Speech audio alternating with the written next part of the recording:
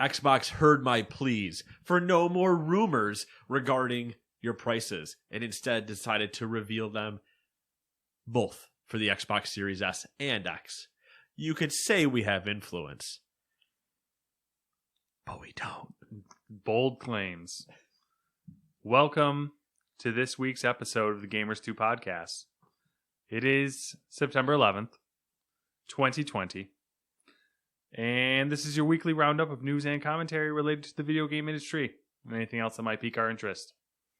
Speaking of things that pique our interest every year, as is tradition, if we happen to record on September 11th, I don't know if we've done this before. I don't know if we've recorded on September 11th before. Probably not. You remember where you were? Yeah, 8th grade. 4th.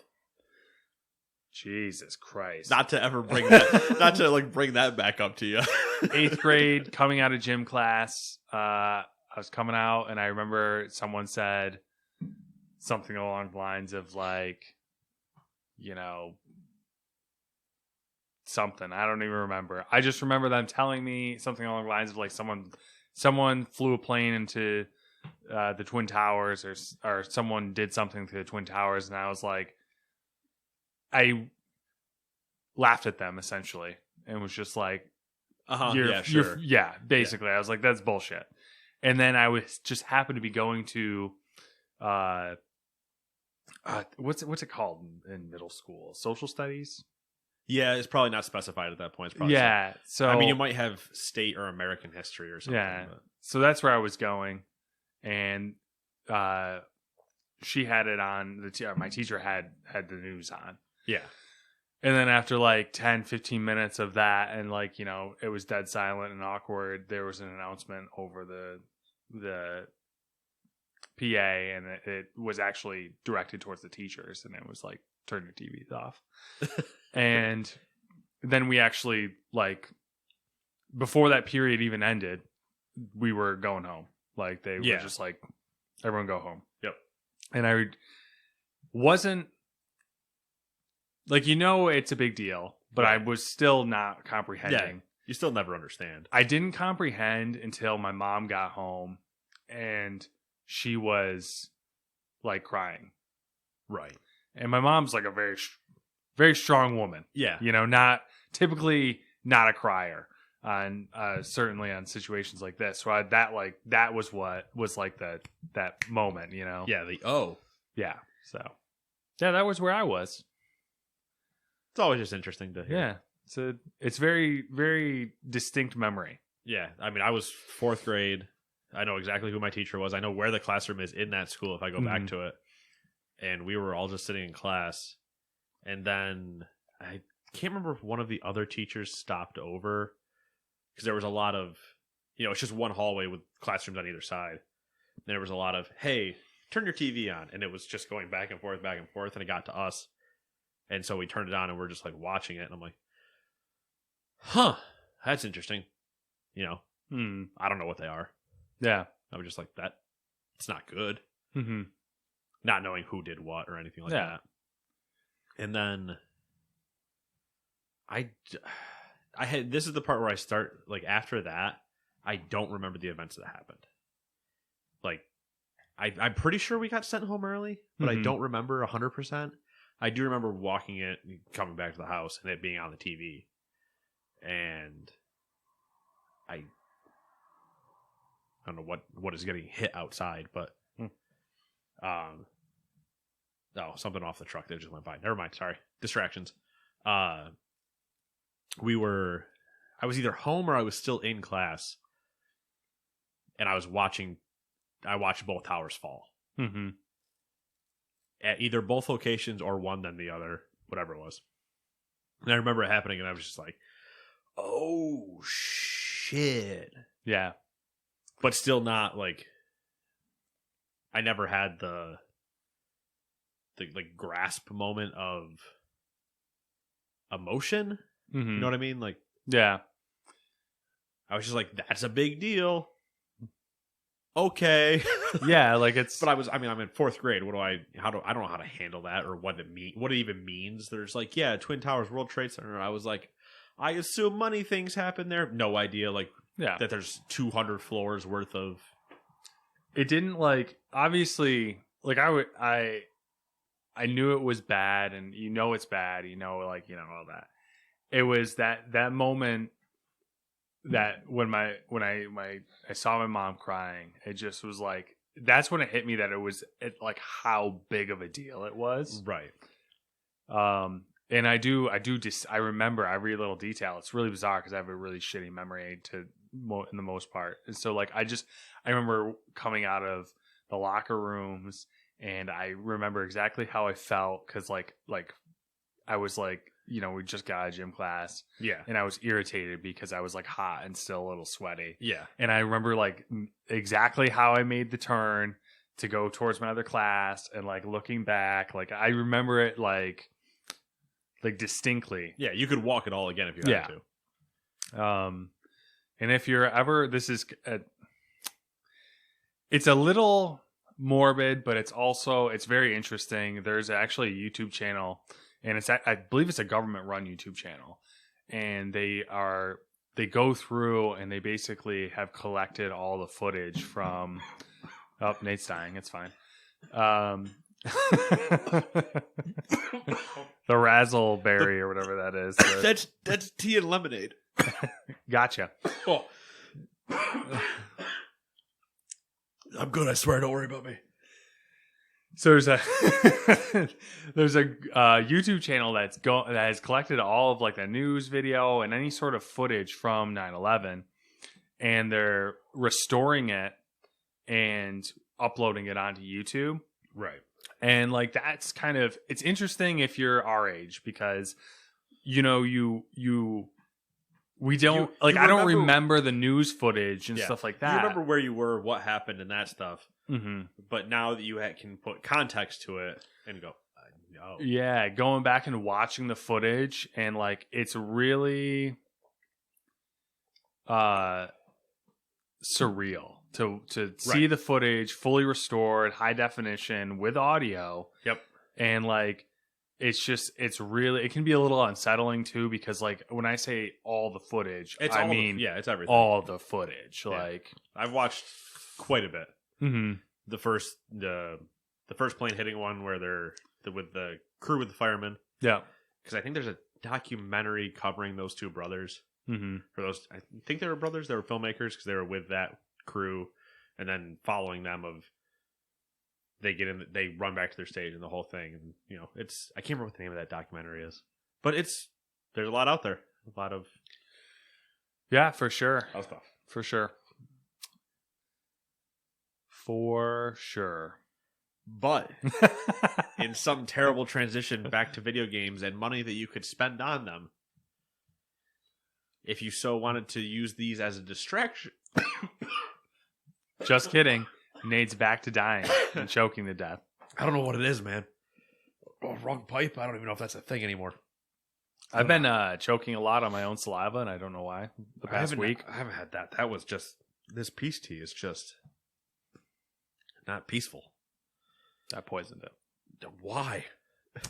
What have I done to you? Yeah. New games came out. Let's move on to the real show. I probably could have used that segment at the end. New releases, Matt. New releases. Here Nate's curated list of new releases that have interesting titles and or he might like. I don't know. That's basically it. So here we go. Number 1, Circuit Dude for the Switch. Number 2, Avicii Invector Encore Edition for the Switch. Kingdoms of Amalur Re-Reckoning for the PC, PlayStation, and Xbox. I'm so worried I'm going to start coughing again, so I'm trying to be careful about it. Minecraft Dungeons Creeping Winter DLC for everything. It's everything. It's DLC, so it's everything that already exists on. Necromunda Underhive Wars. PC, PlayStation, and Xbox. Already out. Remember, we talked about that a little while ago with the Gamescom Warhammer recap. Number 6, Okunoka Madness for the PC, PlayStation, Xbox, and Switch.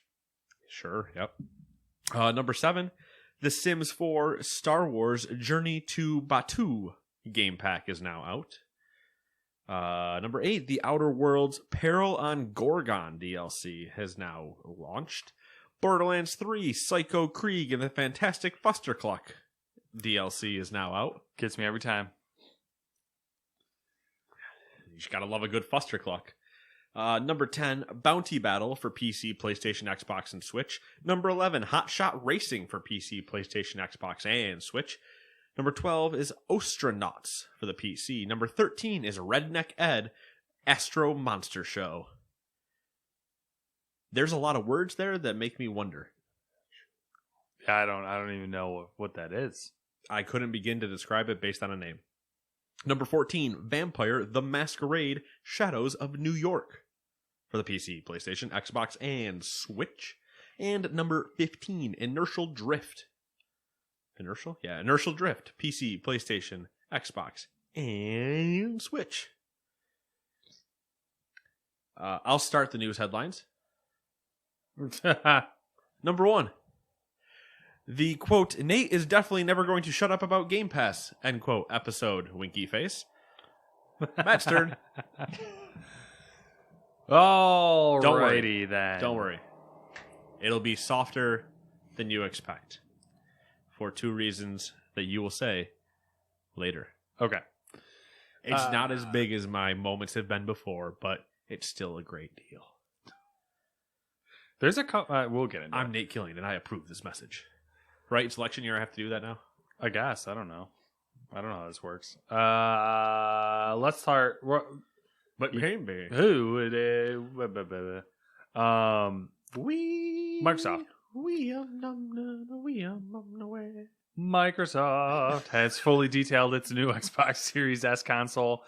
The $299 doll hair next-gen console will arrive on November 10th. Designed to be a more affordable option for 1440p gaming, Microsoft is using the same CPU from the Xbox Series X inside the Series S, running at 3.6 gigahertz. There's a G missing there. Hertz. Just hertz. Yeah. It's only running at 3.6 hertz. This is only slightly slower than the 3.8 gigahertz speed of the Series X. Slightly. Few gigs. Liz Hamren, head of platform engineering and hardware at Xbox, said, quote, the primary difference between the Series X and the Series S is in resolution. Through talking to our customers, we found that many of our fans prioritize frame rate over resolution, so we wanted to build a console that didn't require a 4K TV, end quote. That led Microsoft to use a different GPU inside the Series S to bring down the price. The Series S has 20 compute units at one. I'm not going to read through all this shit. It's and now for the nerd stats. There is nerd stats in here. You can look it up if you want. The moral of the story is that it's a cut down GPU. The Series S can calculate at roughly a third. Yeah, it's a third of a GPU of a Series X. Yep. So ballpark. If you care about teraflops, which is just a marketing number, which you should, 4 teraflops is the Series S compared to the 12 teraflops of the Series X. Microsoft is using a hardware scaler on the Series S to scale up games for 4K on TVs, and there will be support for hardware accelerated ray tracing, as well as all the other feature sets of the GPU that they're using in the Series X. So RDNA 2. If you're a mega nerd. Let's see here. Where were we? There's 3 notable differences between the Series X and the Series S. In that the cheaper variant, the Series S, is down on RAM and storage space. The Series... I'm so fucking sick of saying Series S, Series X. The Series S has 10 gigabytes versus the Series X 16 gigabytes of RAM. And the RAM is also slower on the Series S. It has the same NVMe SSD as the Series X, but it's half the size at 512 gigs versus 1 terabyte, and it lacks a disk drive.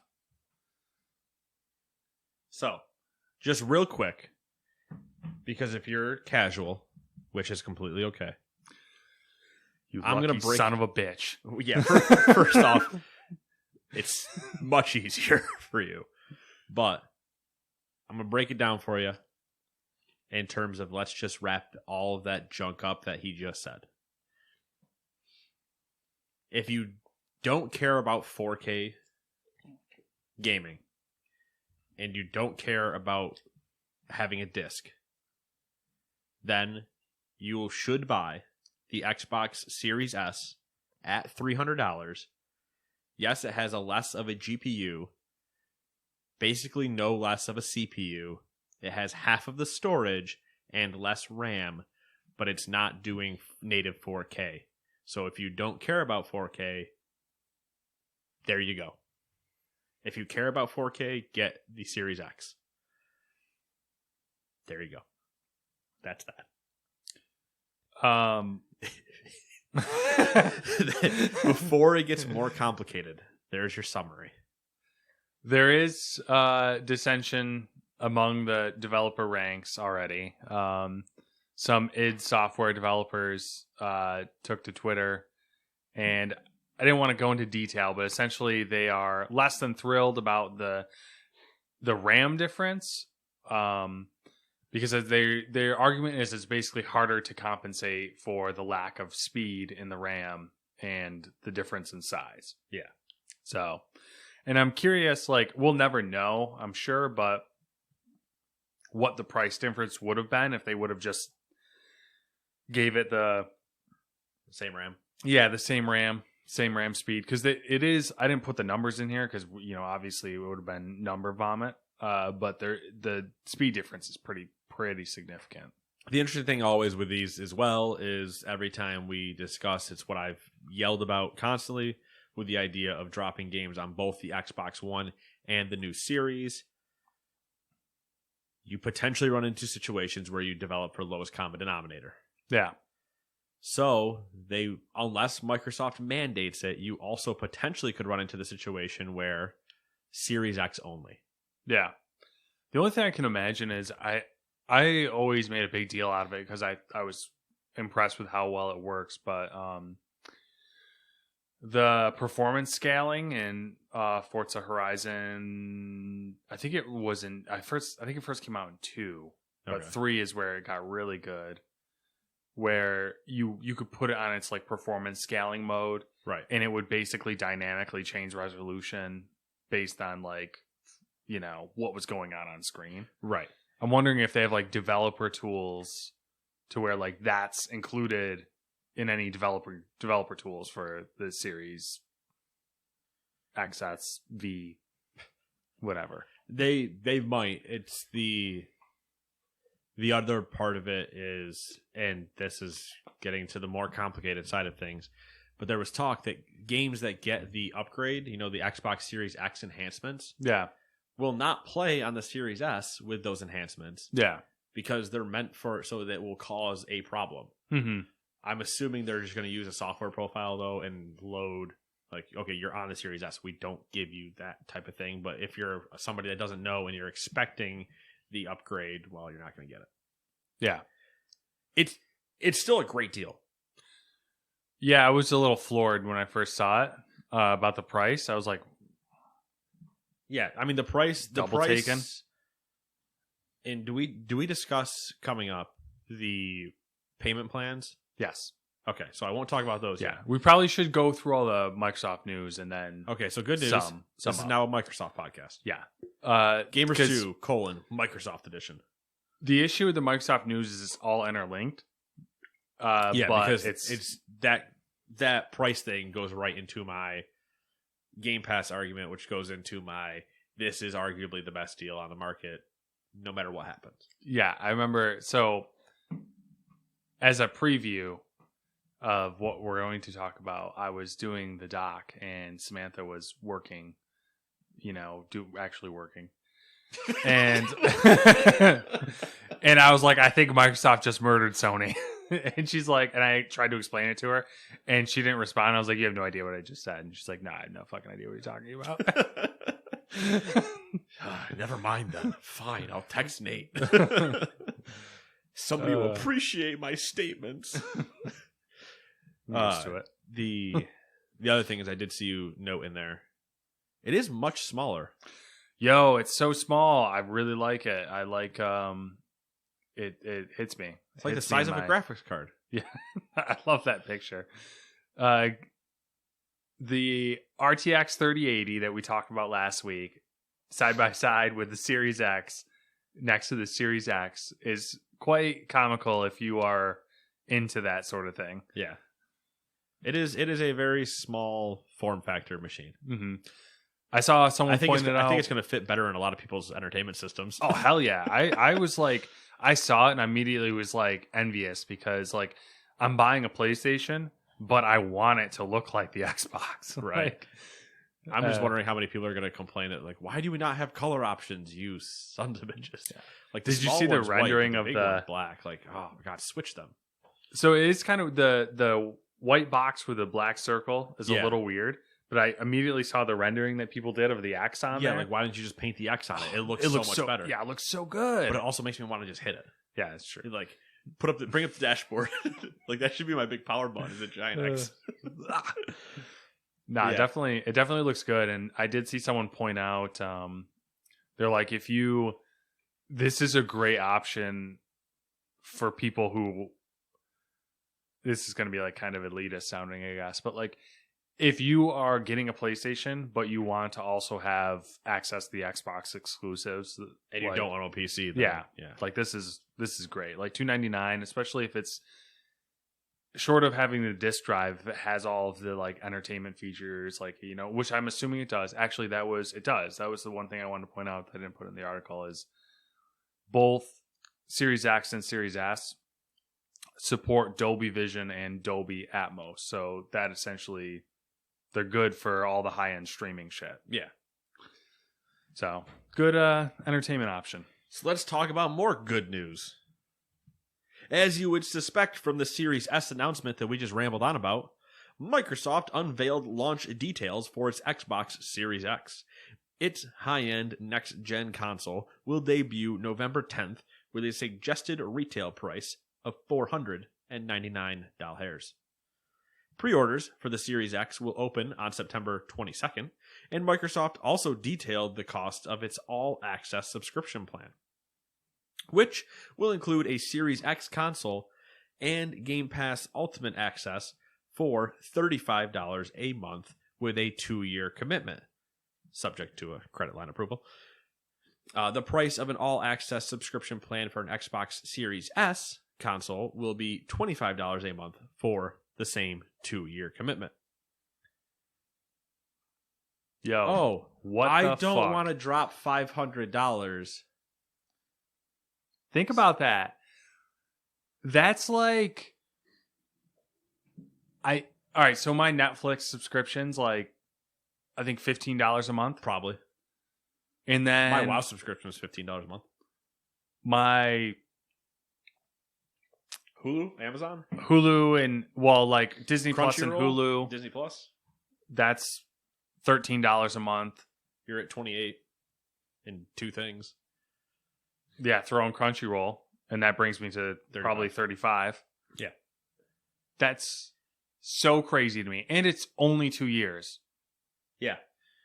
And if you're doing the $35 one, if you're buying the Series X, which will, for the conversation at hand, we will use that as the point. But $25 to get a Series S when it's already cheaper too.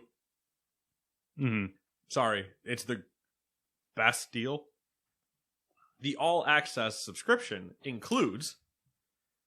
So crazy. Because it's 2 years, and obviously if you do the math, you know, doesn't necessarily work out. But it's the console, so a $500 console, Xbox Live for the entire time, at Ultimate level, including Game Pass. So, before we get any further... Game Pass Ultimate, which includes Xbox Live, and... So you're getting the $15 a month subscription. So is Ultimate $15 a month? Yes. Okay. You're getting the ultimate level of Game Pass, which includes Xbox Live, the Game Pass library, and the future xCloud. That can't be right. What? Continue. If you're doing the math, don't try.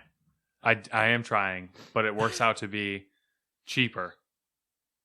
Tax, we're not counting. And No, I mean like cheaper. The deal is cheaper than if you were to buy them individually. oh, that's probably true. Because 15 times 24 months is $360. Yeah. And then tack on $499. And you're up to $860 basically. Yeah. Whereas 35 times 24 is $840. Yeah. Anyways, continue. But you get the brand new console, $500 console. There's no upfront, so you're $35 a month from the start. And you're getting Game Pass Ultimate. So on launch day, you have access to 100 games. Period. And that's not even not counting the launch lineup that I'll read in a second. Like that's just what's already on Game Pass in the vault. and more news that's coming. Yeah, and more news we'll talk about in a minute. And getting Xbox Live and all the benefits that come with Xbox Live.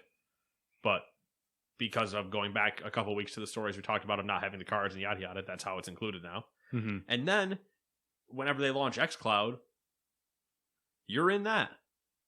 So you can play Minecraft from your phone or other things. This was at the point where this is when I turned to Samantha and was like, Microsoft just murdered Sony, and she's like, I don't know what the fuck you're talking about. Huh? Also in that Xbox launch day lineup, for the November 10th one, Assassin's Creed Valhalla, Destiny 2 Beyond Light, Dirt 5, Gears Tactics, Tetris Effect Connected, Watch Dogs Legion, and Yakuza Like a Dragon. If you include the launch window, there's more games in there. Yeah, if we start discussing launch window, okay, everything from November 10th to March 31st. Craziness. Launch window bullshit. I hate it. All right. I'll get the shitty stories. Xbox Game Pass for PC. Listen, I read the shittiest story to begin with, all right? And it was a dig at myself. Xbox Game Pass for PC is leaving its beta phase, a change that will see its price rise to the same level as the console version. Until now, Microsoft's subscription platform has been available for $4.99 as an introductory price. In a tweet yesterday, Microsoft said that the introductory price will end on September 17th, when Xbox Game Pass for PC enters general availability. This will see the monthly price rise to $9.99, which is still a good deal. Shocking. Good news. Still a good deal. Sorry, it's also just funny because I just watch as you talk. Oh, my cadence, like my volume up, volume down. You volume start up. strong. You punch in. Yeah. And you just kind of fade out. Yeah, I don't know what that is. Maybe I need like You've had to vocal coach or something. You interject yourself into conversations, and then you're like, okay, now you're all listening to me. Let me just go back to what I'm doing. That might be what it is, actually, because like just got to try to get an edge in word wise. So you're like, hey. All right, so listen, here's the whole thing. Weird. I don't know. I notice it when I'm watching the levels of how we talk. And I'm just loud anyway. But so the thing with this, and never mind. I'm gonna move on. I'm literally gonna move to the next story. Because that actually directly ties into the point I want to make. Yeah. More good news from Microsoft. Let's quote Xbox directly. Quote, we are teaming up with Electronic Arts to provide Xbox Game Pass Ultimate and PC members with an EA Play membership at no additional cost starting this holiday. This means Ultimate members can enjoy EA Play on Xbox One, Xbox Series X and S, and Windows 10 PCs, and Xbox Game Pass for PC members get EA Play on Windows 10, end quote. As a reminder, your first month of Game Pass is only $1. Leonardo DiCaprio meme, $1. Yeah. So the kick. It's a good deal. It's a good announcement. Mm-hmm. The kick being, I believe it is EA Play Basic, Yes. not EA Play Ultimate. Yes. So you will get some full games of EA Play, but for the most part, it will be the 10-hour trial versions. Yep. So it's the one caveat that they're not talking about because that's the downside to the plan, obviously. But it's great. It's still a good pull-in.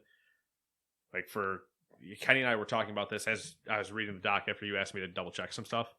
Mm-hmm. And I was like, oh, it's going to go from $5 to $10. And Kenny and I are both like, who gives a shit? Spoiler, still a great deal. Yeah. And then I actually thought it was $10 still. I thought it went I thought I thought it had already gone. yeah. So I read this and I was like, do I put this in the doc? Fuck it. And so we were all in. Anyway, we're like, okay, $10. Still fully worth it. And then I was like, oh, the EA Play thing. And then I realized, oh, it's the basic version, which him and I grabbed the premium one when we do our stuff because we play the full games. Mm-hmm. But it's just like, it's a cool another way just to, why not? If you're somebody that only wants to dabble in the games anyway. Yeah. You're not paying anything additional. He's just free real estate. You already have Game Pass, so it's a great time.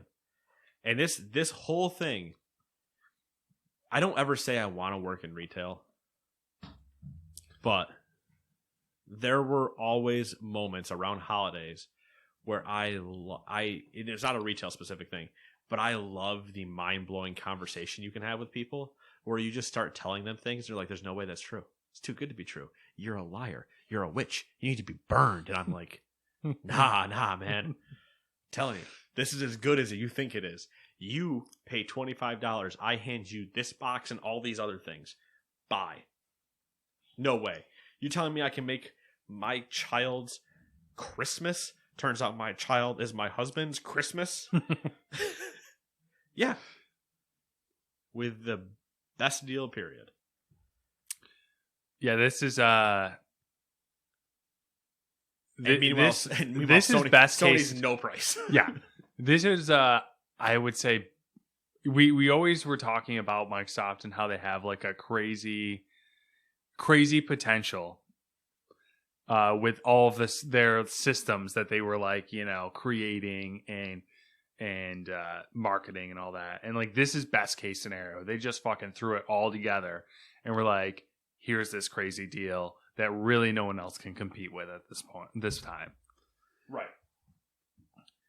Yeah, it's insane. So like, we dare you. I'm Balls curious. in your court. Good luck. See you later. Yeah, exactly. I'm really curious. I did see some rumors or whatever, which to be expected of people being we're not talking about them. Of Sony's like, they slashed their prices of their consoles already from where they were preparing to announce. Yeah, what they were thinking about doing. Yeah, the old, it's an hour beforehand, pivot. Yeah. No, that didn't happen. That's just so I have a note. I just sent it to you instead of just writing it down. Because I want to look at something specifically. Mm-hmm. The interesting thing from Sony, I don't think they're going to do the payment plan thing because they don't have enough services to offer. Play Now, PlayStation Now, and PlayStation Plus. Like, yeah, you have the same. You can bundle them in. It's just not the same. It's not. But either way, they're not a company that usually does that anyway. Microsoft did the all access thing last year, 2 years ago. Remember when we were talking about that then? Yeah. Of then doing that and then switching to the upgrade and that whole thing. So they've done it before. Shows track record. It's a good system. Works.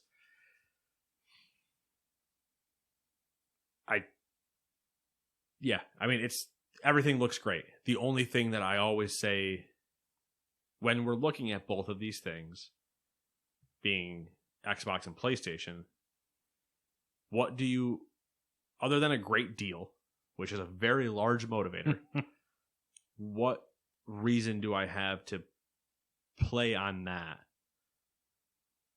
like game? Well, Matt hates glasses. Other than price, like what is your exclusive games that you're giving me and yada yada. And right now it's a question. With no Halo, like Halo would have been the title to launch with, obviously not happening. But I don't think that will really slow them down. I think it'll slow them down some, but not as much as people actually expect it to. Especially after these. Yeah, this is almost like the Halo bombed, break glass if no Halo. Yeah, that's a good way of putting it. Yeah, I'm real curious. I don't know. Now I'm just waiting on Sony, really, and seeing how it compares. Yeah, that's how Sony lines up their two consoles, which are not supposed to be performance drop differences, will be interesting. Yeah. All right, enough, circle jerking Microsoft.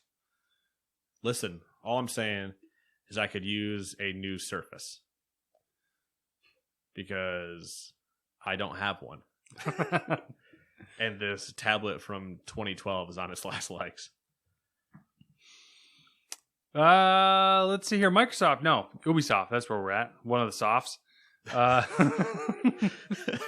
there a third one? I know we had the old joke of the four horsemen. There's another soft. What is it? Never. Neversoft was a thing. It's the old Tony Hawk title. Isn't there like a Magnasoft antivirus company or something? It's a soft. Probably. Anyways, Ubisoft held one of their Magnasoft, Microsoft, Neversoft, and Ubisoft. And Ibisoft. There you go. Hey, Ubisoft, Ibisoft, you know? Why have I never made that terrible joke before? I don't know. Instead, I stick to my Yves Guillemot. Ubisoft held one of their Ubisoft Forward events. Let's do a little recap. Division 2 title. A lot of stuff coming up here. It is, but it isn't. I know it isn't because a lot of it's a repeat type of thing. Yeah. But when I looked at this, it's a long list. I was like, there is a lot more stuff for a September event leading into the fall than I expected. Yeah. Division 2 title update 11 is coming September 22nd. Holy Summit. Shit. A new mode, playable solo or in co-op, in which players climb a building floor by floor, clearing out enemies to reach the 100th floor and the final confrontation. This mode will be available to players who own the Division 2 Warlords of New York expansion. Which I do. Maybe that sounds interesting. It does. I guess it depends on how. Yep. How exactly? How good it is. I mean, yes. Technically, a lot of things that are entertainment based, Matt, do depend on how good they are. I mean, on like the basic description makes it sound like kind of like boring, but it could be really cool. It makes it sound like a dungeon crawler if you treat each floor like a dungeon. I'm just curious of how. I assume difficulty probably goes up as you get higher, type of thing. Mm-hmm. But if you can play it solo, I mean, you can still play everything solo, I think. But like, if I have to min max getting to the 100, it's like, yeah. For me, there's a level of I don't care to min max. It's got to be fun. Far Cry VR Dive into Insanity is an upcoming location-based virtual reality experience that will take players back to Far Cry 3's Rook Islands, where they'll be reunited with villain Voss. Do you know the definition of insanity? Okay. Is that my Voss? I don't know. It could be. It's been a while since I've heard his voice, so It felt racist. I don't know. I might check that out. Why not? I'd be curious to see like how it actually plays. Yeah, I need an excuse to use You that. remember playing Far Cry 2 in VR? I don't know if you remember Far Cry 2, but when you would do a lot of the like healing, and it happened in 3 and stuff too, where you'd have a broken bone and you'd reset your hand and everything. But 2 had the malaria thing, so your arm would just be like getting torn apart, and there were just a lot of things where you'd have broken fingers and you'd snap them back in, and I was just like, oh my god, imagine playing that in VR and like look down at your hand and you're like, now take your hand and snap the finger back in. You actually grab your hand in real life and snap it the wrong way. And it's like, well. It's a possibility. It's a possibility. It could be really cool, though. That's what's weird. This is my issue with VR. Is like these things come out, and it's not like regular video games to where like you can get a feel for like what it, like, you know. VR's like, it could either be fucking terrible or it could be amazing. Like...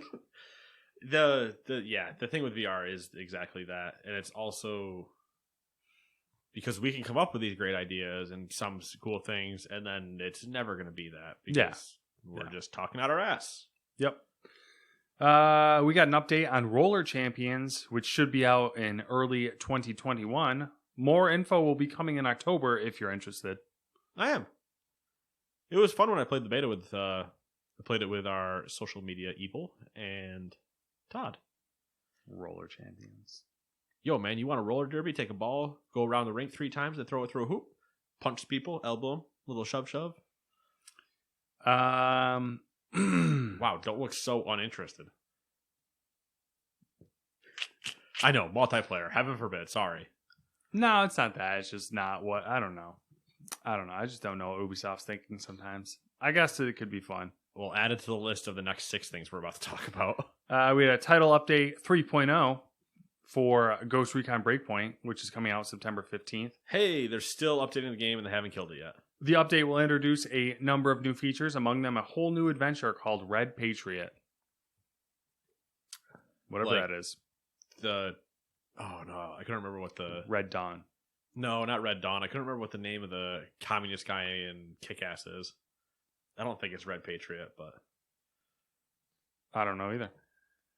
Red Comrade, maybe? I don't know. Could be. Something Soviet. The Crew 2 will have a new season structure, with Season 1 starting in November. Every season will have a dedicated theme and will last 4 months, divided between 2 episodes lasting 2 months each. I don't know what any of that means. Remember what we talked about downstairs? Yes. I'm going to go in hard at the end of this list. Okay. Because that's the same system as something else. A Game of Space. See, the name on this is weird. It's AGOS, A Game of Space. So is it A Game of Space or is it AGOS? It's probably like AGOS, which stands for A Game of Space. Yeah. It's coming to Oculus Rift, HTC Vive, and Valve Index. AGOS, A Game of Space, AGOS, A Game of Space, I don't know, whatever the fuck you want to call it, is an interstellar VR adventure in which players take control of Earth's last world ship AI in order to find a new habitable planet for what remains of Earth's population. So you're playing WALL-E. No, you're the ship's AI. Yes, you are the ship in WALL-E.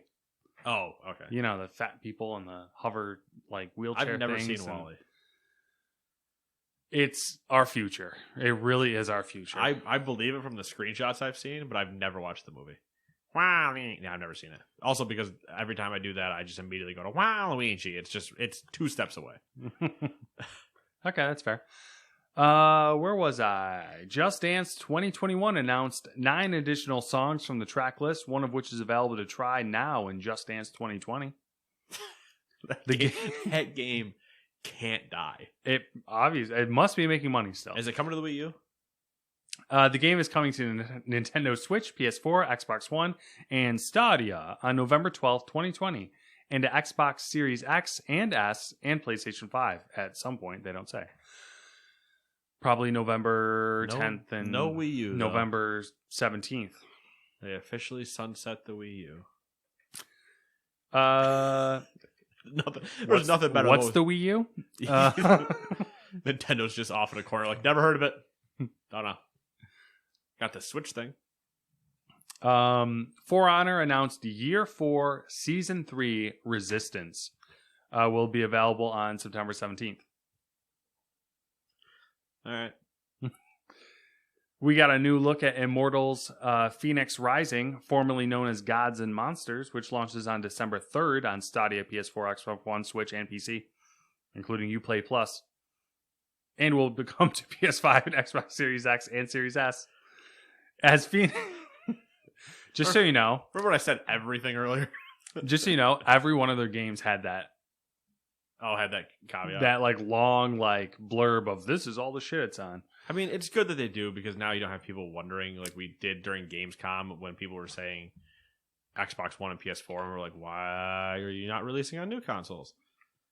So I'm okay with it, but yeah, obviously when we're doing a recap, don't need it every time. Gets a little old. The game actually looked like a game this time. I know, which was impressive. As Phoenix, a winged hero on a quest to free the gods of Olympus from a curse, players will wield godly powers and ancient weapons to battle towering mythical creatures across a fantastical land called the Golden Isle. That's basically what the trailer looks like. True. I'm intrigued to see more. I don't think it's going to be a me game. And the fact that it's December 3rd is surprising to me. It's interesting. Because it seems too soon for where I thought they were, but they also could have just been doing this completely in the background and now just... Obviously, we knew of Gods and Monsters beforehand, but when we saw Gods and Monsters, we're like, what was that? That showed up for 30 seconds, then it was gone. I think Ubisoft has the ability to push out games really quickly now, largely because of things that you're probably going to talk about. Yes. So, but those things actually don't affect that game. Believe it or not. That's the one game that you've said so far that stands out from everything else. I think behind the curtains, it might have a lot of things in common with. Well, I mean, games. The soundtrack they chose for the trailer was the same as every other one, but yeah, art style and thematically, it was at least different than everything else. Prince of Persia: The Sands of Time remake will reintroduce players to the prince's wall-running, trap-dodging, time-manipulating adventure on January 21st, 2021. Developed by Ubisoft Pune. Is it Pune? Pune? Pune? Pune? Hold on. Pune? Poontang Pie? You know what? Poon. It looks like Poon. Pun? I mean, listen, Dune is spelled the same way. That's got a P, so it's Poon. Okay. And Mumbai. Yep, and Ubisoft Mumbai. The game is a full-scale remake of 2003's Prince of Persia: The Sands of Time. Okay, so it's not... I have problems with that statement. I have problems as well, because if you watch the trailer... It is not a full-scale remake. No, it looks... At least not visually, by any stretch of the imagination. It looks better than the original game, obviously. For sure. But if you were to say to me, hey, Prince of Persia... Okay, so you know how there's that weird effect that happens where, like, you forget how bad games look? Yes. If you were to say, what did you think Prince of Persia looked like in 2003? That's the game I would think is what they showed us. Right. But taking into that same, acknowledging that effect and watching that trailer, I would have said that was a 360 title. That's 360. Yeah, that sounds good. 360. Like even late end 360. I'd have been like, oh, that was a 2010 360 title. And I would have thought nothing of it. I don't like the idea. And I'm not discrediting the work that they've done. But the statement that it's a full-scale remake, I feel is not entirely truthful to the product they have then put out based on the trailer. Yeah, this I think would be considered a remaster, right? Because a remaster insinuates like you're keeping the original game. You're just kind of like trying to make it look a little prettier. Yeah, we're gonna try to reskin it and make it look better. Yeah, up-res it basically. Remake is what they did to Final Fantasy. Yeah, and sorry, they used remake, so there's your bar. Yeah, and I'm not saying you have to pass it. At least be fucking near it. Which, when we discuss remakes and re things, Tony Hawk's Remaster is great. And they nailed it. I get all kinds of nostalgia while I'm skating around. And it plays well. It looks good. There you go. Perfect remaster. Now, simpler systems, yeah, sure, whatever. SpongeBob. Battle for Bikini Bottom rehydrated. Visually, you can tell it's been moved up. Yes, it's a cartoon, so the differences are minimal compared to. Not that Prince of Persia isn't a cartoon too, but you know what I mean. The cartoon art style, you can tell is up-res, but you're not going to be able to look at SpongeBob and see all the pores in a sponge on a 4K screen. Like, that's just not happening. Kingdoms of Amalur Re-Reckoning. I played this morning. It looks like the 360 title. So interesting. I don't know. At least, so here's. All right, hold on. Let me back up. I didn't play the 360 title. I didn't either. But it looks to me like what it would have looked like on a 360. Mm-hmm. So I'm just getting confused. Where I don't mind that you guys want to just drop your products again for money, but. And even if it's just we wanted to keep them playable type of thing, because a lot of these are also going to be available for PC, so they at least have some longevity where porting stuff over from, GameCubes and Segas and everything else that is not like, oh, I just take out this file and I drop it on a thing and it works now. I can get it from that idea, kind of. But the idea of dropping the words remake on things and remaster when it might really just be re-release. Mafia 2, same thing. Holy shit, that looked terrible. Mafia 1 looks like it might be proper. Jury's still out. But jury got to look at the preliminary case and was like, all right. Passable. Yeah. They might not get sent to the gas chamber yet. That's an LA Noire joke. Not a Mafia one. That was an LA Noire thing. Cole Phelps sent everybody to the gas chamber. It's really weird. So, if you ever watch a playthrough of LA Noire, every time he's like, to the gas chamber with you. And you're like, what the hell's wrong with you, Cole? Anyway. Yeah, so in looking at that trailer, for what and maybe I'm wrong. Because maybe you and I both are not Prince of Persia players. And I don't think we're wrong visually. Because I don't think you can be wrong. I think objectively it doesn't look as good as it should. It looks like someone cut out faces and pasted them on. But for Prince of Persia people that are hyped, maybe they are also just excited to have it. Maybe. And know that it exists. But that excitement and knowing it exists might immediately pivot when they put their hands on it and they go, oh no, what happened? So it's going to be an interesting one to kind of see water cooler talk on. Only time will tell. Haha, get it? Sands of Time. Rainbow Six World Cup was announced. It will pit 45 countries against each other in a new tournament. First off, there's not 45 countries that have high-speed internet. Second off, wow. I mean, there's got to be. We don't have high-speed internet. I was going to say there's got to be five, at least 45 because sure we're below 45 on the list. Yeah, I'm pretty sure the Netherlands has higher internet speeds than we do on average. That being said, weirdest trailer / commercial in the entire thing. Yeah. It was like actually a World Cup commercial. Oh, I know what I was supposed to show you. I was supposed to show you the bar video. That's what I was trying to remember. Son of a bitch. Vroom, vroom. Side by sides, bro. It's side by side night. You know what's going to be funny? And not really. Putting the spike strip down? No, I just glance out my window and see him drunkenly swerve into a light pole. Okay, that's fair. Because I'm pretty... What time is it? Almost 1 a.m. Where are you ripping around on a side-by-side? At 1 a.m. This town, apparently. I mean, you're not going anywhere. Stewart's is closed.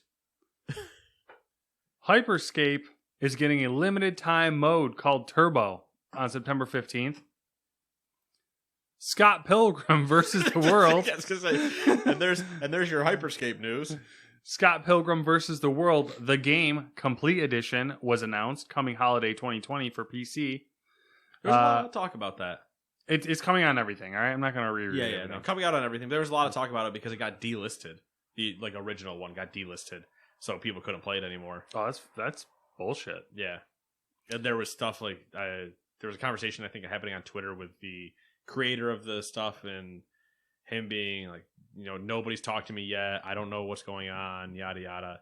And then another message like a little while later, it's like, Ubisoft contacted me. We'll see. And then here it is. So, where was I? The online enabled re-release includes the original game as well as its original DLC, which adds 2 playable characters as well as subspace minigames, dodgeball, and PvP battles. Watch Dogs Legion debuted a music video from Stormies created in the game engine. I don't know. Did you watch that? No, let's just keep going. Okay. Aiden Pierce, the protagonist of the first Watch Dogs, will make his return as a fully playable character with a dedicated story arc. Players can get their hands on Aiden by purchasing the Watch Dogs Legion Season Pass. We also got a game trailer showcasing recruitment. Again.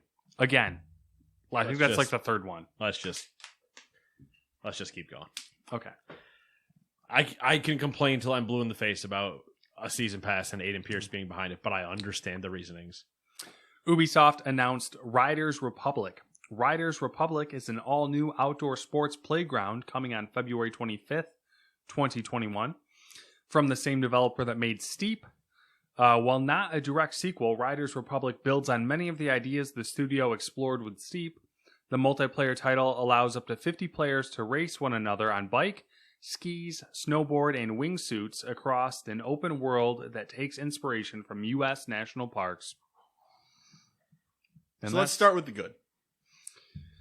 That game looks pretty cool. Looks like it would be a fun time. Everybody just hang out. Let's ride around on a bunch of bikes. Let's do a giant big team race where it's 32. I think it was 32 bikers. Yeah, and a downhill mountain bike race. And Steep looked really interesting, and I was very interested in it, but it just wasn't enough to like make me actually play it. It wasn't enough, and it fell into the too sim for me, where I wanted more of an SSX. I wanted to go more arcade than sim, like with the snow effects and stuff. Where like, let me jump up and do dumb tricks and stuff like that. This game, it does blatantly look like they said, okay, we have Steep, let's make it better. Yeah. Let's double it, or let's like expand the palette, let's do what we did with the Crew, and instead of just doing snow things and for the Crew was just doing car things, let's add bikes and such. And then the Crew was, let's add boats and planes. One failed miserably, so let's hope the other doesn't. Arguably the Crew started off worse though, so you got a good base to build on. That's the good. The good is I'm looking forward to this one to see how it's received and to probably play it myself, just because that downhill stuff looks like a lot of fun, especially when you're doing the guys in the first person doing the downhill course of, having to go slow. And it's about time for a racing game. I don't think you can pit me on a bike though. Don't know till you try. You're not going to go into the corner. I'm going to brake a little bit harder, and you're just going to slide right in front of me and right off the side of the mountain. Woo! And you're going to be like, yes! Yeah, except then you're going to land. Finally. You're going to land and then keep going on the track somehow, and I'll be like, damn it. Even when I win, I lose. It'll be server issues. Oh yeah, I'll disconnect before the finish and everything will go wrong. The problem with this entire event was there is a lot of blending of games. And it's not a bad thing when you look at like what we're talking about blending, of just the idea of what we were talking about. Was it the crew was getting a season pass chapter thing? Right? That's what we said.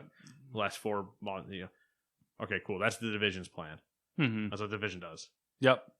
Crew's doing it because they don't know. I think isn't that what Rainbow Six does as well? Kind of. Their seasons are more like full year updates, similar to For Honor,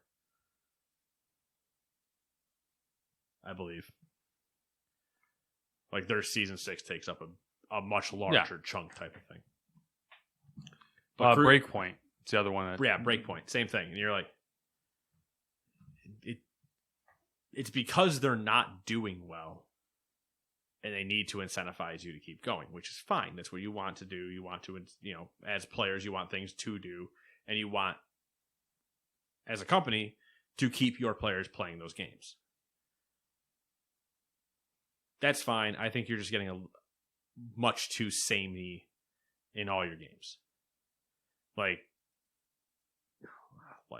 if Immortals Phoenix Rising or Phoenix Immortals Rising, whatever the hell the name of that game is, if that has a season structure, I get more confused. Do we just have every Ubisoft game have a season structure? Then the tonal artistic problem that Matt and I had. Yeah, this is the big one for me. The tonal artistic problem, the only one that escapes this wrath is Immortals. Immortals Phoenix Rising, or whatever the hell. Am I saying that right? Yeah, Immortals Phoenix Rising? Yes. Yeah, I think so. I couldn't remember in which order those 3 things went. That's the only one that escapes it because visually it doesn't look like the other ones.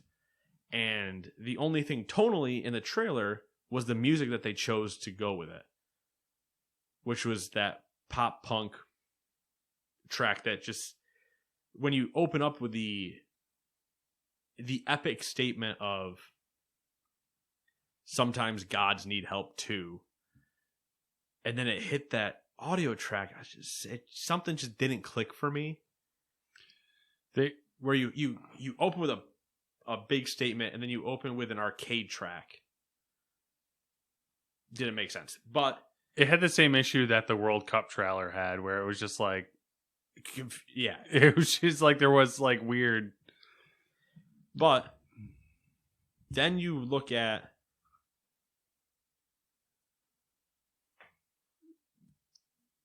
Riders Republic. Thank you. I kept wanting to say Riding Club, and I was like, I know that's not right. Riders Republic compared to Watch Dogs. Yeah. You would have a hard time convincing me, if I didn't know better, that Riders Republic was not Watch Dogs DLC. Character models look the same. Tonally, both the same punk rock, punk attitude, narration, music, characters, outfits, all of that stuff. That even the way the trailer's cut, they are very similar to the same cloth. Mm-hmm. Move those to the Breakpoint, which the character models look similar again. Everything. Hyperscape kind of starts to skew in there as well. Hyperscape mixes in everything. Rainbow Six gets away with it because they're a first-person shooter. Yeah, so that's fine, and they try to keep it darker. Yeah, and I'm not even asking games to be darker. You can all be bright. That's fine, but you all have the same tone. Luckily, you're different games enough where obviously I'm downhill biking or I'm a hacking granny, but tonally, the way you're presenting these the entire time, you could have had the Watch Dogs guy do every trailer, and nothing would have been lost. Yeah. It's just I just don't know. For me, that doesn't. It doesn't. It's not. I'm not saying it's a bad thing, but it makes me uneasy. It looks like a mosaic, like a mosaic painting that I can't tell you where one stops and the other begins. They're all just there. Yeah. Like I took a can of paint and I threw it on a wall. I took another can of paint and I threw it on the wall. And I took another can of paint and I threw it on the wall. And I said, "What do you see?" And you said 3 cans of paint. And I go, "Close enough." I don't know how that analogy works. Honestly, now that I've said that out loud, don't know how it works. But that's the problem. It seems like they have and maybe it's a problem with cutting all your creative directors, or and I don't say maybe that's the problem. Maybe this is the problem, and they solved it by cutting all the creative directors. Cutting all the creative directors is that they all had the same idea. Mm-hmm. Hey, well, what if we did this? Clearly, the person in charge of greenlighting games has a very specific taste as far as what they think is going to sell. Yeah. Which I'm pretty sure that person's gone now from Ubisoft. Yeah, it's one of those. Fuck it, they're all gone. The only one left is Guy. Yves Guillemot. You know how you can kind of gauge where an industry might be headed with battle royales or card games or boat games or the year of the crossbow or the year of the tomahawk. All these years that we have had where randomly all of a sudden new features get added and you start seeing that feature in everything. Yeah. This very much looks almost that somebody went and said, "I want games that do this because my market research says X sells." And they went, "We got you. Good news. Every one of our games looks and talks like that." And they're like, "Perfect. We don't distinct anything at all.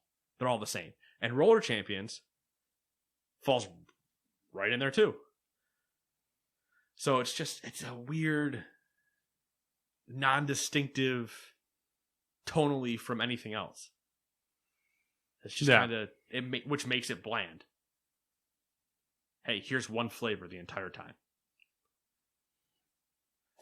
Ooh, we threw a little bit of salt on. Oh, come on. Throw some paprika on it at least. Basic out here. Come on. Pumpkin spice latte. Oh, Han Solo season's upon us. Can't wait. All right, let's move on to something that's looks good. Number 7, Call of Duty Multiplayer had its reveal trailer and more features discussed. We're only going to go do a minimal summary, so if you want more in-depth stuff, then you know where to go. Streamers, YouTubers. I think some have still been streaming it, but a bunch of them captured stuff and have it up on their channels going more in-depth. I think the entire reveal stream might have been 4 hours of going through conversations and stuff like that, but here are the bullet points I wrote down, Matt. The maps that were shown included Armada, Miami, Satellite, Moscow, and Crossroads. All of them looking rather large comparatively to Modern Warfare. Not the Ground War, which are the normal large maps, but it looked like they were just playing Team Deathmatch stuff on a lot of vehicles. Bigger maps.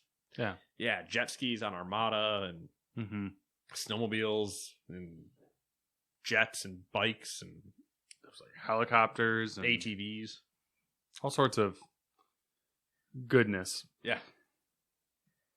Game mode classic Search and Destroy, Domination, Team Deathmatch, and Control are all coming to Call of Duty Black Ops Cold War. You like that?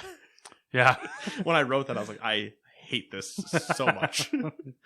COD Blops CW. It's so much better when you say it out loud. COD Blops. A new game mode called VIP Escort is coming, which puts 2 teams of 6 against each other, with one team having a VIP player. Obviously, you must protect your VIP, who only has a pistol and a smoke grenade. Escort them to the point to win, or eliminate the other team's VIP to win. It's a cool idea. So I'm assuming the VIP is a player. Yeah. Nice. Yep. You Sorry. stay there. If I ever play this game, I'm fucked. You stay there. Don't move. If anybody comes, throw them at the smoke grenade and then run away. Smoke bomb. Run. And then perks and creative class stuff. If you're really into the Call of Duties, you'll know what I'm talking about. Wild cards have come back for this. There are going to be 6 attachment options for each attachment. And in case you're curious, if you do that math, that's a lot of attachments. And customization options. Some score streaks will keep points after death. And remote controlled car bombs are back. Drive a little RC car around and go boom. Zombies were flashed on screen, but that's about it so far. I haven't really gotten into a deep dive in zombies. Probably get that later, I'm sure. Yeah, but Black Ops, so zombies are expected to some degree. It looks good. I'm, my traditional skeptical self when it comes to Call of Duty. I just want them to announce one thing. One big thing. Big feature announcement. Boom, boom, boom. All right, it's a big lead up. I know, it's a big lead up because it's a big deal. Allow me to install part of your game. Just the multiplayer. Just part of it. I don't need the campaign resources if I'm playing multiplayer. If I want to play the campaign, I'll install the campaign. If I want to play multiplayer, I'll install the multiplayer. If I want to play Battle Royale, I'll probably have to install the multiplayer and Battle Royale. That's fine. Lump those two together. That's okay with me. Because those share so many assets between the two. But I don't need the entire campaign story loaded. So you just want to install 100 gigs instead of 300 gigs. Yeah. I think when I first installed... Fat chance, bro. When I first installed Call of Duty on my PC, Modern Warfare, I think I was at 95 gigs. It's probably up to like which 130 was now. Launch. No, it's past that. It's closer to 200. That's disgusting. Because the first patch I saw was 40-something gigs. And then I said, I want my hard drive back, and I took it away. That's just sloppy.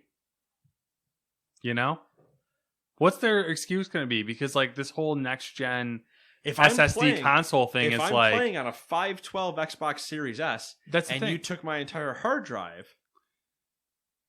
Half of the shit from these SSDs is that it's supposed to cut down on game size because they can make use of one texture for multiple things because they can call to it like rapid fire. Yeah. So hopefully it's not 300 gigs. Practically it might be. It's going to be 500. Yeah. I see your 300 and I raise you 2 more. Take that, little man. So that's it for the big news. The rest is all just... Can't wait till Call of Duty just ships on a USB thumbstick. Yeah, they just this is the hard drive you have to buy now. Yeah, or they just send you here, along with your digital key comes an external hard drive with Call of Duty on it. So the Xbox has 1 terabyte expansion cards, right? But you have to buy the mimic of the SSD inside it. That's what they'll sell. Just those. It's just you buy a fucking cartridge. Yeah, it just has a Call of Duty logo on it, so that way it only has Call of Duty installed on it. The truth hurts, Matt. Don't predict the future. All right. It's real. Our weekly Apple Epic update. Apple's sign-in with Apple login system will no longer work with Epic Game accounts as soon as today. Epic said this week, they said earlier this week, that it would start today. The new restriction is another casualty of Apple and Epic's ongoing spat. If you currently use sign-in with Apple for your Epic account, you'll need to update your account with new login credentials to retain access. Pissing contest. Yes. Number 9. CD Projekt Red is working on a version of The Witcher 3 for the next generation of console hardware. I believe we talked about this. Did we talk about it already? I definitely at least mentioned it to you. I don't know if it was in the doc. I think it was a rumor. It was. No, it was in the doc because I put it in the section of now for questionable things we didn't write full paragraphs on. Well, now you get a full paragraph for Good news. And it will be free to those who already own the game. It is being designed to incorporate a range of, quote, visual and technical improvements, end quote, that have arrived since The Witcher 3 Wild Hunt first launched in May 2015. Specifically, CD Projekt Red mentioned ray tracing and better loading times among those improvements. Love me, The Witcher. GameStop will close another 400 to 450 stores this fiscal year, according to their CFO, Jim Bell. GameStop has already closed a total of 388 stores worldwide so far this year, with them now sitting at 5,122 stores total worldwide. Why do they have so many stores? It's like Starbucks. One on every block. They did overly expand. Yeah. We had, 3 in Utica at one point? Yeah. Plus Rome, plus Herkimer, plus Syracuse, plus Oneida. Plus, yeah. Yep. Too many. You know what? Bring back Electronics Boutique. Yeah. Uh-huh. Bring back Circuit City. Oh, Circuit City. What are the good ones? CompUSA. CompUSA. Game Craze? Game Craze. They're still around, I think. I don't think they are anymore. Okay. I think they got bought out and they're a different local company. You know what? I'll just take like a Micro Center. What if it's just an EB Games? I'll take an EB Games. EB Games is pretty dope. KB Toys? KB Toys. Wow. KB Toys. Borders.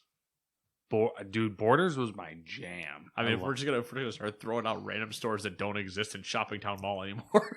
Prince Plus. TGI Fridays. Just naming things now. Number 11. South Korean games firm Pearl Abyss has revealed that its MMO Black Desert Online, or BDO, has generated a $1.7 billion in lifetime revenue. 40% of the game's revenue has come from North America and Europe, while 26% was generated in Pearl Abyss's native South Korea.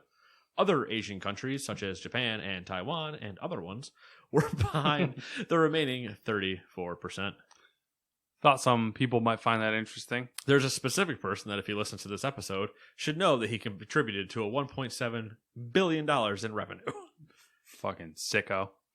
That's a lot of revenue. That is. That's why I saw it. I was like, what the fuck? I do find it hysterical. And that 40% of it is from North America and Europe. Same. I was like, Black Desert Online, 1.7 billion. Ah, those silly Asians. Then I was like, 40% America and Europe. And I was like, who? But at that same time, that's exactly what I would think. Because it's speaking specifically of the Americans, it's yeah, man, this Asian MMO is really cool. And it's played a lot over there. Okay. Except, no, it's not. You're just a weeb that thinks it is. Excuse me, sir. And they're probably the stuck-up people that don't play Final Fantasy. They're like, oh, Final Fantasy is an American take on Japanese things. And it's just like, what are you talking about? I went really South Park there as well. I just feel like my thing is like, that's a lot of money. That's a big percentage from North America and Europe. I feel like we would hear about it more. What was EA's microtransaction number? I don't know. 4 billion? I don't know. I don't know off the top of my head. Okay, so $500 million of their microtransactions were Black Desert Online. Like, kind of crazy. I mean, you would think we would hear about it more, but when you hear about MMOs, and BDO doesn't have this problem, but when you hear about MMOs, your number is always subscriber number, not revenue number. Yeah. So when this is our revenue number, this saying 1.7 billion scares me to wonder if Blizzard told you a revenue number of WoW. Oh, it'd be like 300 billion. That's what it's like. It's like a stupid amount of money. Yeah, where it's like $15 a month since 2000 and well, no, because this is just wait. Is this lifetime? yeah, Oh shit, yeah. All right, so 1.7. yeah. Think about that. Yeah. And then that's exactly what I'm saying though. It's like wow, 1.7 billion. And what WoW had how many subscribers for how long? I don't know. They peak between 13 to 15, I think, million. It's disgusting. Not just like 13 or 15 people. I mean, I don't even want to talk viewers. about it. But yeah, it's when you discuss revenue, and that's a great number for BDO of 1.7 billion. But when you look at the other giants in the industry, Final Fantasy 14, that fucking who knows how much money RuneScape's made. Guild Wars, EverQuest, Star Wars. That's more money than Elder Star Scrolls. Wars made. It's like there's a lot of, and always when we discuss large MMOs, it's subscriber count, not revenue count. So it's interesting to see it from a different number. Where I'd be curious to see if BDO, I'm sure I can find it if I looked it up, not quickly, but how many active players number. Mm-hmm. Like how many unique players did you have log in within a month? Yeah. Because they don't have a subscription, service. So it's just an interesting idea from that point of view. Like, oh, well, we also had 7 million people log in this month. And you're like, oh my God, they're constantly playing. North Americans. Disgusting. Last and certainly least, AMD's next generation Zen 3 CPUs and Radeon Big Navi GPU will be revealed. Favorite name. And GPUs will be revealed next month on October 8th for the CPUs and October 28th for the GPUs. AMD has confirmed that its new line of GPUs is part of the Radeon RX 6000 series, which uses AMD's new RDNA 2 architecture that includes real-time hardware accelerated ray tracing and variable rate shading. So, for you non-number people, AMD's next line of shit on its way. Shit. Not actual shit, just stuff. Updates. Yeah. These I don't expect to be shit No. at all. No. Expect them to be really good, especially following the backs of a 3000 conversation. I love the name Big Navi. Mm-hmm. I don't know why. Also, I'm pretty sure it's just Big Navi, but every time I say Navi, I purposely separate the two, almost with a hyphen. But I love the idea because it implies the idea of a little Navi. Mm-hmm. And I just want to meet that graphics card. Like, here is Big Navi. And here is Little Navi. Little Navi does 1080p. Nice, all good. Big Navi handle big load, 8K. I guess you could say their little Navis are, it's not as fun, but you could say the little Navis are like their laptop. Well, it's their Navi cards now, but Yeah. technically.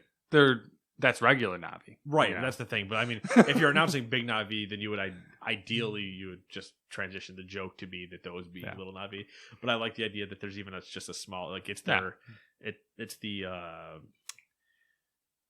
like they use Snapdragons, but the phone GPUs are just little Navis. Little baby Navi. Oh, we have this little baby Navi. It can only push 1080, but it does a good job. It does what it can. And someday it will grow into a big Navi. Big, strong Navi. Many pixels can be carried by this Navi. AMD, you should let us do your marketing. It'd turn out great, I swear. It would just be, do you remember the old, I don't remember I think it was a cell phone provider that had a little flame, like a little orange guy. Yeah.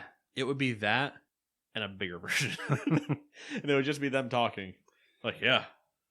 But basically, we would need The Rock to voice it from Moana. Mm-hmm. We'd get him to do the voice of Big Navi. And then Gilbert Godfrey to do the voice of Little Navi. That's disgusting. I can't do a Godfrey. I was going to try, but I was like, I know I can't do it. Anyway, that's the podcast. It's been a fun time. It's been a good time. I almost fell over. I don't know what happened right there. Matt almost fell over. I almost coughed to death earlier. It was a life-threatening episode. Don't do it. Don't you do it. And before Matt can ruin that joke with something offensive, we will see you next week. Bye-bye.